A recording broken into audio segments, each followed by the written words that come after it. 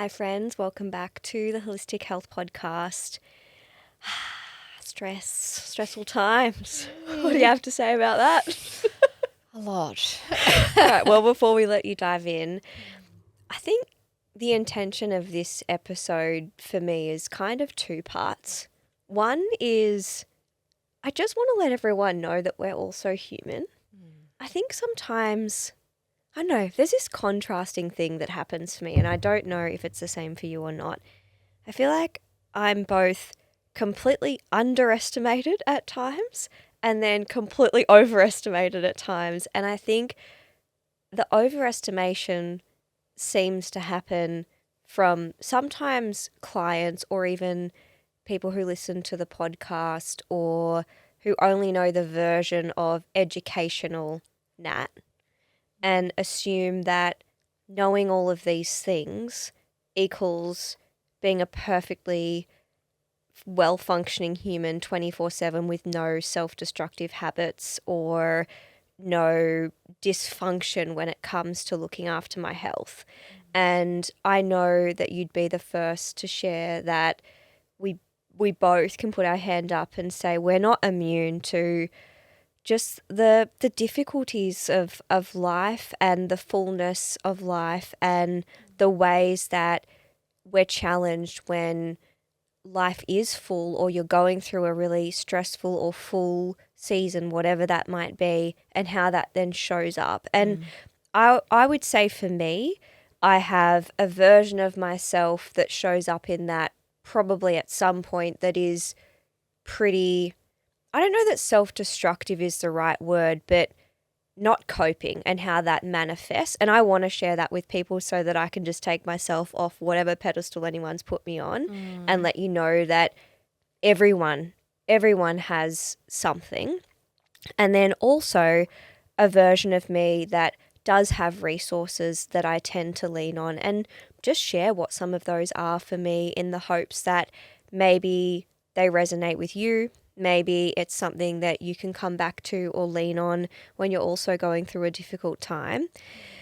And I think let's start with you, not me, though. Oh, thanks. I'm sitting here going, I feel like I might cry in this episode. And Or then shall I just jump into some of no, my... all right, no, it's okay. Okay, I'll be well, brave. what I want to know first from you and then me Yes. is what are your tendencies that I guess we'd put in the category of self-destructive or not particularly helpful? Like, what do you default to if you're overwhelmed, you're stressed, life is just lifing, and what tends to happen? How does that express itself in your habits? So how that shows up for me is I feel like I've got the most frustrating nervous system response. And it's not that any one of them's necessarily better or worse than the other, but I feel like mine is the worst. We'll allow it. Yes, we'll allow it. So mine is like a freeze response. And it's like parts of my body and my brain go offline. And so physically, I mean, at the moment, my hands actually feel like I imagine they would at 90. They're so sore I can't even open jars at the moment, or like basic bottle tops, because I think because of all the tension that I'm holding. And then that always will kind of show up in my neck. But like from a emotional, psychological point of view, it's that primal instinct to make myself small, quiet, and invisible. And so I think how that looks to people on the outside is I disappear. So it's sometimes I just can't even, I mean, I hate the phone at the best of times, but I could put my phone in a drawer and not look at it for days, because just the sound of a message going or just someone reaching out just really just tips me over the edge into panic. Which is, I know, completely illogical, but it's just, it might mean I'm really slow on messages, or, I'm not very visible online, I guess, if I'm thinking about the public facing thing, or because I've got friends all over the world, all over the country. It's also tricky because it's not unusual for me to go maybe a month or two without seeing one of my best friends.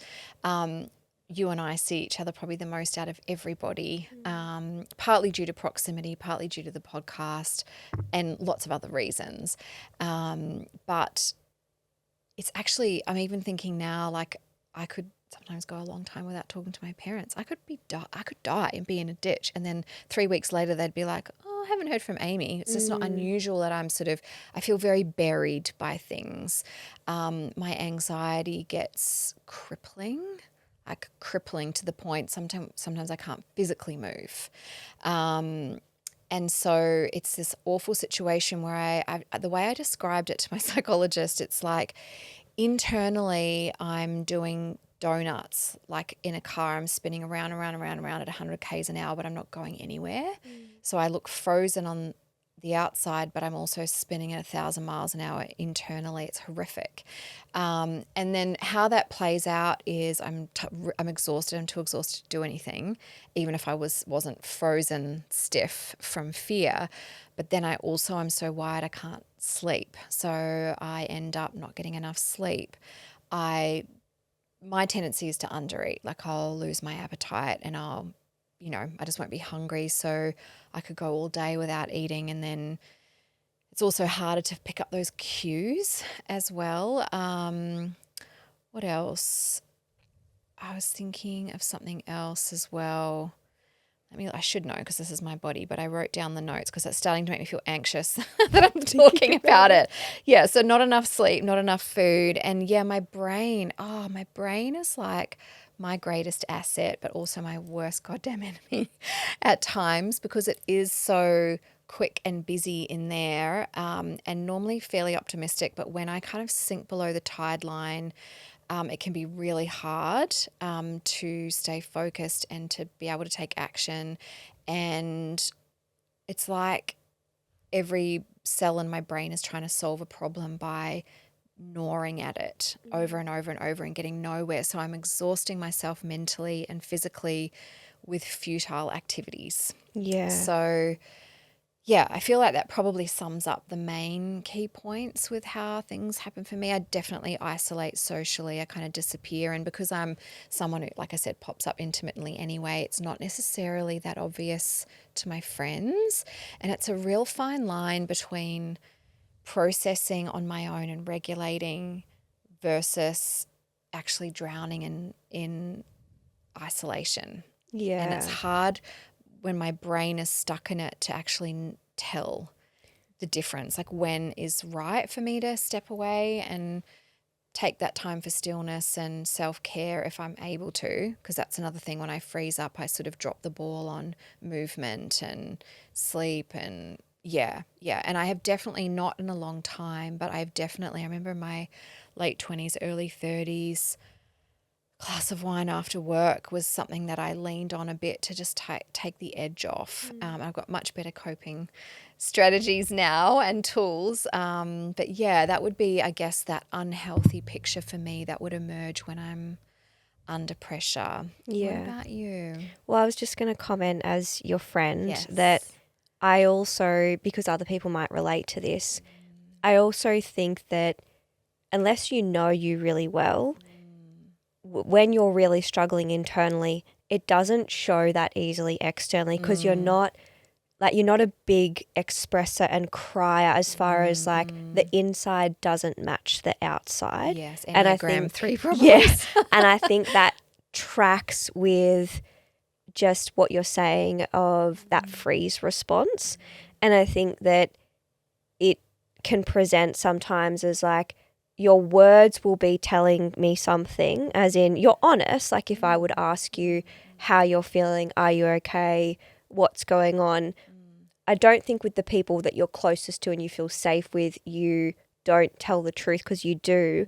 But it's almost said a lot of the time in a very like unemotional or detached way. And I think if someone's not in tune with that or they don't understand that about you, it can come across as, oh, well, it's Amie. Like, she's fine. I'm sure she's coping because she looks fine. Yeah, absolutely. She seems fine. And it's funny that we're complete opposites like that. I will just burst into tears. I don't have I don't have a suppressing bone in my body, for better or worse. For better, for But sure. I think it's good to know that, because it's good if you have a friend, you know, that is like that, to not like, yes, you take them at their word, but you don't assume that everyone expresses not coping or suffering or struggling in the same expressive way. That if you're someone like me, you might think, you know, oh, she's not crying, so, or she's not seeming very distressed, but it doesn't always, you know, happen in that same way. But yeah, I hear you, and do have some similar tendencies. So I would say for me, mine, when I'm thinking back to several times when I've been in this state, I would say that I definitely like undereat. I over caffeinate because I'm not hungry like you, but I'm needing to to keep functioning, and I think I lean on caffeine in order to do that, and it kind of gives me that adrenaline that I feel that I'm always already leaning into. And I'd actually say that I go into a version of myself that's more hypervigilant and more over functioning and very busy. Like everything that I have to do is, even if it's not that many things, it's done with that real nervous system wiring of there's so much to do, there's so much on, I can't possibly do anything slowly or in a relaxed state, even though it's not going to be quicker or slower whether or not I do it in that state of rushed and feeling overwhelmed, or whether I just do it and am not in that state. But I think that definitely is my tendency. I also absolutely have that same tendency as you to withdraw socially. And I think that's for a couple of reasons. One reason would be that I do feel like I need space to just feel my own feelings and process them before I then express them to someone else. Like that is something that feels supportive to me. But also it can get to a point where if I'm feeling really, really low, and I have had depression and really depressive states and in my past, and so it is a tendency that I can have. I think when I get to a place where my thoughts feel so dark and so heavy and so opposite to what I know people perceive or expect from me, because I'm generally a very jolly, you know, joyful, light-hearted, fun-loving, optimistic person. I think that is true, but I think I also have almost like the opposite end of the spectrum that can be really dark and heavy and deep and catastrophize. And I think I feel a lot of, it's like, oh, I don't know if I want to show this side of myself to someone, or I don't know if I, you know, who can handle the darkest dark things. And I do have people that can, and I will share when I feel ready to, and that does always feel supportive, because I do feel like sometimes what makes it worse is feeling completely alone in it and assuming no one else can sit with you in that pain. And every time I've gone to the step of sharing beyond that, it has helped. Even though it hasn't taken away the whole situation, it just feels like the load is slightly less because someone else knows about it. And I also think, in fairness to like my husband, who is usually the first person I would tell, I would usually think, well, I'm going to need to share with more than just one person, because I don't want one person to solely be carrying the load of what I'm moving through if I'm going through something that's like a real low.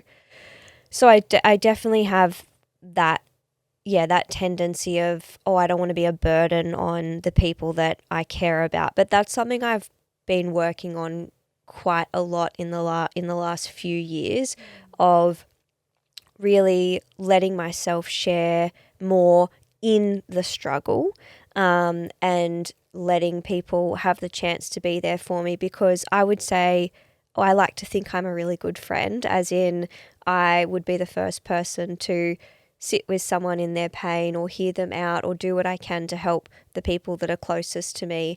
And I am always reminding myself of how good that feels to be that person for someone else in my life and how cup filling it is, and how part of how relationships deepen is not just in you being that person for someone else, but you allowing someone else to be that person for you. Otherwise, there is naturally this imbalance that is created. And I think we all want to feel like we have community and that we have closeness and that we have chosen family. And I also think part of what can stop that is if you don't have a willingness to operate on both ends of the spectrum. So I think that's most of my tendencies. I also would drop taking my supplements, that's for sure, except for like some basics that are real ingrained in me, like my magnesium. It's really ingrained in me. But I think some of those other supportive nutrients and herbs that I know would help me, I think while I'm still in that very initial rushed, overwhelmed, I don't have time for anything, I don't have time for opening a supplement bottle, I just don't. But I do get to a point where I'm like, okay, I need to help myself now. But I am trying to share, I guess, the real rawness of if I'm really stuck or if I'm really overwhelmed, that would absolutely be my tendency. I think that's probably it for it's probably enough, isn't it, for my self-destructive tendencies or the way it shows up. Yeah, I was just thinking there's so many similarities for you and I in there. And I think the only reason I don't over-caffeinate is because it'll just send me off the deep end with my anxiety. Yeah, it does. I can confirm. Yeah. And the only reason I don't think I drop the ball on supplements is because I have like a weekly, I make my own, let's call it a Webster pack every weekend. So of course you do. You're in the generation above me. Yeah. The geriatric. No, I'm kidding. I do also do that, but I don't do it when I'm struggling. Really? Yeah. That's so interesting. I'm like, I don't have time to do that. Yeah, it's so I do, interesting. but I don't do it. I feel like for me, I'm like, if I don't do this, I will literally fall apart. Yeah. And so for me, it's kind of like the one thing that I'm like, I've got covered no matter what. I just have to remember to eat so I can have food in my stomach to take them. Yeah. But yeah, maybe we should talk about what we do. Yeah, for when we're I think so. So what do you do besides to actually take your supplements and put together your geriatric Webster pack? Geriatric Webster pack. Okay. So look, it's kind of a two-phase thing for me. So when I'm really in it, it's pretty shit, and I'm really I can only access like the lowest hanging fruit. So for me, what that looks like is, and this might not sound like low hanging fruit to other people, but like getting outdoor sunlight as soon as I wake up. Now I'm really lucky that my home, there's a balcony, north facing balcony. So bleary eyed, like shit sleep, headachy, dehydrated, mood, all the rest of it, I will make an emotional support cup of tea. God, how good is an emotional support cup of tea? Best, the absolute best. I'll put on a dressing gown and my slippers and I'll shuffle out onto the balcony and just listen to the morning bird song, sip my tea and just allow the sunlight to like bring my cortisol up and wake me up. And sometimes that works in as little as 5 or so minutes, and other times, thinking of yesterday morning, like I sat out there. She's still there at sunset. Yeah. When does this shit kick in? Yeah. Any minute now. Can I have a tea top up? Another tea. Meanwhile, 20 cups of tea have gone down. But I do find that really helps. I can actually feel the moment that my cortisol, I don't know what the number is, but crosses that threshold where I'm like, okay, I've got this, and it just gives me enough energy to then take the next steps. Now, along with that, I will also, if I think about it, I forgot this morning, unfortunately, I'm a bit out of a routine, I'll bang down some creatine. So I know creatine's just having a moment at the moment, and not just for physical reasons, but for brain health. And by God, I absolutely notice it too. So I might make a little cocktail of, I don't know, vitamin C, whatever, greens powder, and then creatine and carnitine I'll put in there too. So both of those things help with brain energy, and that'll kind of like bring me online enough to sort of get through the day, or at least get through the morning. If I've had a terrible night's sleep, I will look at my schedule. I actually haven't napped in a long time. I want to say 5 years, but I think this week I've had 2 naps, and one of them was a coffee nap. So I might drop the link in the show notes. I have written a blog post on this, but essentially there's a way to time naps where you can feel better and not worse for them.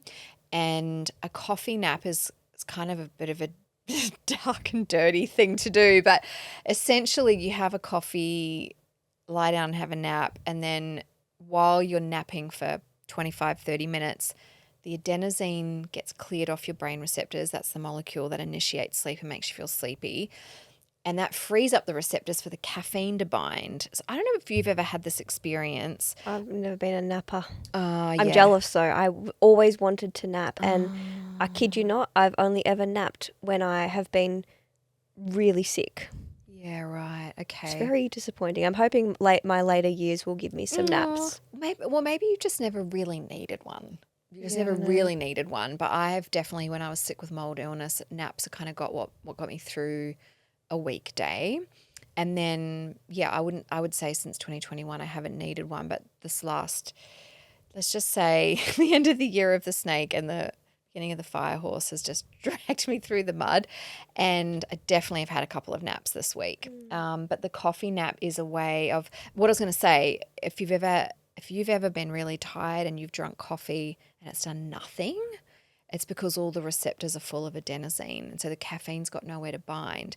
So a coffee nap allows you to initiate the first micro sleep cycle that clears the adenosine, and then the coffee binds as you're napping, and unfortunately you often wake up with a bit of an adrenaline rush. It's not great for your adrenals. Really, it's not something I promote or recommend, but it is a thing that you could do if you needed to. So that has been like a bit of a cheat thing for me to kind of get through. Now, other things are just playing spa music on repeat everywhere. You can kind of gauge where my nervous system is at with the kind of music I'm listening to. Or how many alarms you have going off. Yes. Reminder to self. She puts a lot of alarms on. A lot of alarms because I'm so tired. I can lose literally track of days when I'm really stressed. Like I go into this like alternate dimension where I don't even know what day it is, and I can't afford to forget things. So I do. I'll even set. It's like back when I had my mold days when I couldn't remember a damn thing. I'd set an alarm to take the washing out of the machine, and then to put dinner on, and make myself go to bed because otherwise I'm kind of spiraling on the couch, and next minute it's 11 p.m. So yes, alarms, very, very good call. But other tools I lean on because I tend to anxiety. I swear my blood type is kava and theanine at the moment. I'm loving, shout out to Designs for Health. They have a product called Mellow Mind. And if it's out of stock, it's because of Amie Skilton. Bought it all. I'm hoarding it at home. It is fucking phenomenal. I mean, kava's always been a favorite herb of mine. I've always loved theanine. They both just help you focus and concentrate and reduce both mental tension and physical tension. Only thing I'll say is the sweetener that they use, totally natural, but it's something that can create an osmotic gradient in the gut if you have too much. I think I had diarrhea for 10 days straight. Why does that not surprise I'm not me? blaming it on the Mellow Mind, by the way. I think I was just also extremely anxious and stressed, but I was also just hocking those things within an inch of my life.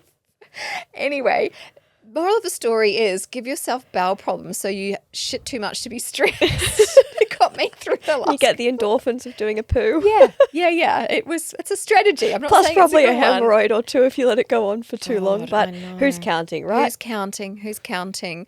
And the last couple of things I'll say is I have found tapping to be the most amazing. So my issue is I get stuck in my brain. I get stuck from the neck up, and I'm dissociated from my body.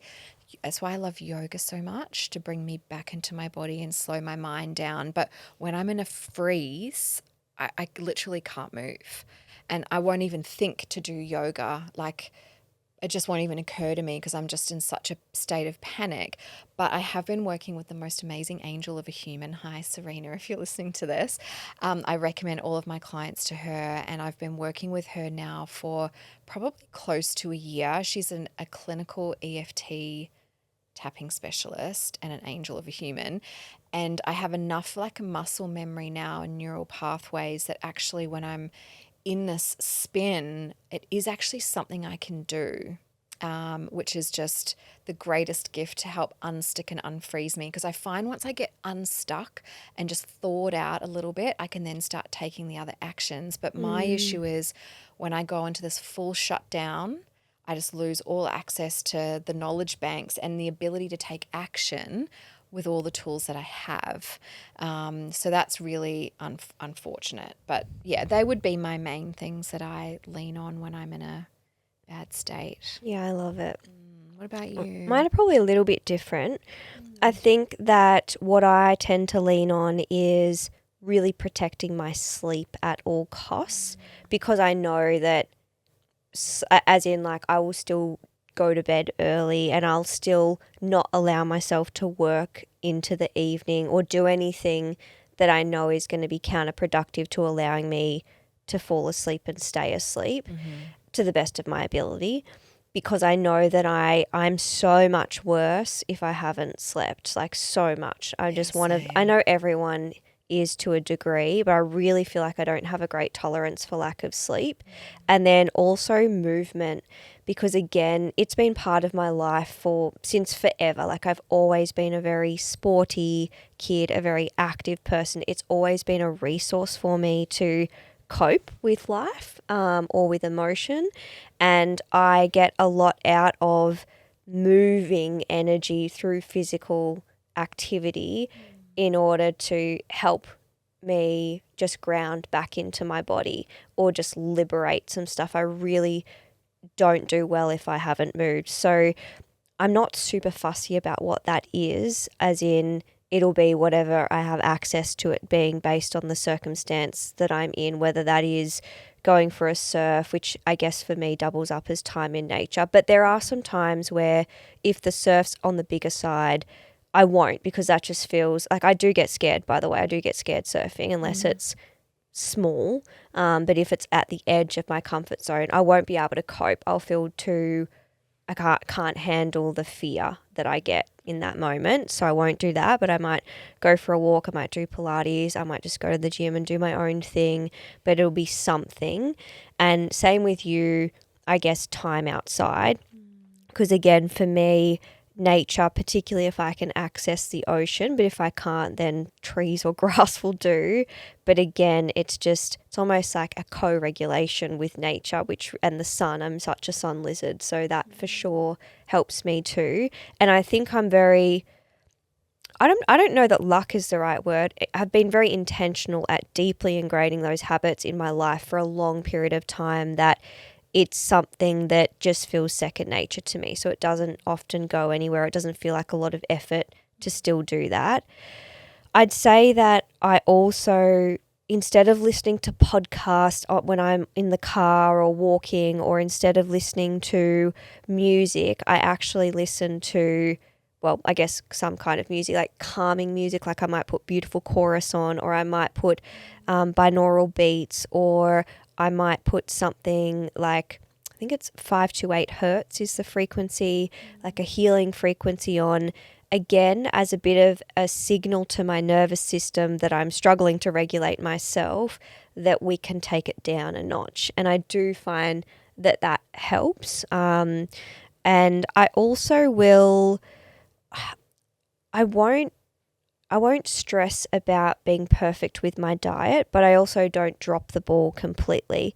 So outside of what I already shared of the first tendency being to undereat and over-caffeinate, once I'm over that phase, or I'm like, right, this is really not supporting me, I need to like sort myself out, even if I'm not out of the complete stress of whatever situation it is, but maybe I've just had my moment of doing that and I'm ready to rein it in. I will keep things really simple in terms of, I'm not worried about, am I eating the rainbow like this week? I'm just Like, am I eating frequently enough? Am I eating enough protein? And how can I make this even more simple? And we'll do an episode in 1 or 2 episodes time about meal prep strategies when you hate cooking or you don't have much time for it. So keep an eye out for that, because those are some of the things that I lean on. The other thing I would say is I spend time without my phone at least once a day. So usually I do that by not taking my phone on one of the walks that I take my dog on, and I just try and do that strategy of what can I see, what can I hear, what can I feel, and it's a way of bringing, again, presence, because as I was saying, sometimes my tendency is just to feel like everything's sped up and everything is rushed and everything must be rushed. And if I can bring myself back to the present moment while still doing something that I know feels good, like walking my dog, that does also help. And then I do think for me, anything that is body-based as a therapy really helps me, like acupuncture, osteo, massage. And sometimes I don't have the ability to do that, but a lot of times I do. And if I foresee that the season of stress or overwhelm that I'm going through is going to be prolonged, like as an example, I think back to when my mum was going through cancer, and that was a massive thing for me personally. I knew that this was not going to be a sprint, it was going to be a marathon. And so I booked in advance, once a month or so, something that was self-care based, that I wasn't relying on me who was in the moment to book it, because I would have just been like, nah, there's too much to do. I just can't. Whereas if I'd already booked it in, that did help. And then I also think the other thing that does feel supportive for me is humour, as in either spending time with someone who I think is really funny or who just doesn't take life or themselves too seriously, or watching funny videos on YouTube or reels, again, like not overwatching in terms of spending all my time scrolling, but just bringing some form of humour or lightness in, because humour is a resource for me. And then also co-regulating with people in my life or animals who naturally have a nervous system that makes me feel calm. So that's going to vary for everyone, of course, but I really think that that's something else that can be really helpful for a lot of people when they are feeling really overwhelmed or out of body or just struggling. And it's why I think sometimes just sitting with a friend is helpful without it necessarily being a big exertion of energy. Just sitting with someone or doing a task together. But that obviously requires actually asking for help, Yes. which we're practicing.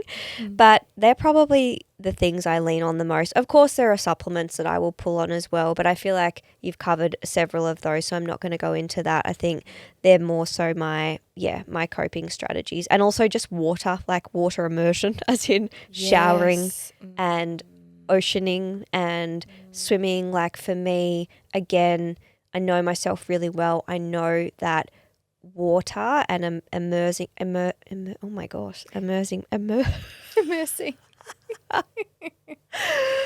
getting in water really helps me, and it always has. And I think it's really good to know yourself like that and spend time understanding what helps you as an individual. I love the water thing too.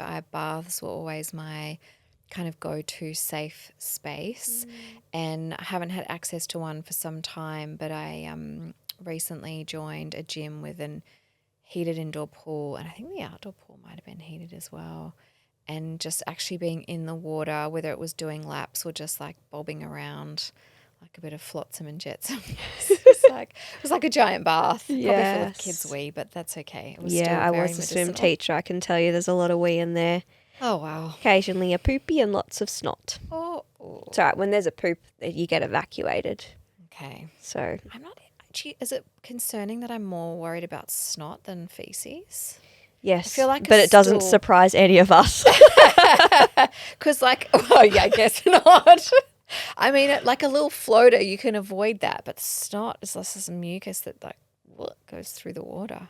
Well, I will let you take the floater and I'll Yeah. take the snot any day. All right. Gross. That's definitely sending me into a nervous Yeah, system yeah. shutdown. So on that note, I hope that's been helpful, or if nothing else, then I hope it's helped you to realize that even the people that you may look to for, you know, how to manage stress and how to look after yourself and how to nourish yourself and what supplements to take and the wellness pedestal space, that we are also still very, very, very, very human, and we too struggle, we too fall into habits that aren't particularly helpful, and we too are constantly finding our way back to that journey of, you know, nourishing ourselves, and that it is very much a practice and a journey and a marathon, and it's okay if you step off from time to time. So do we.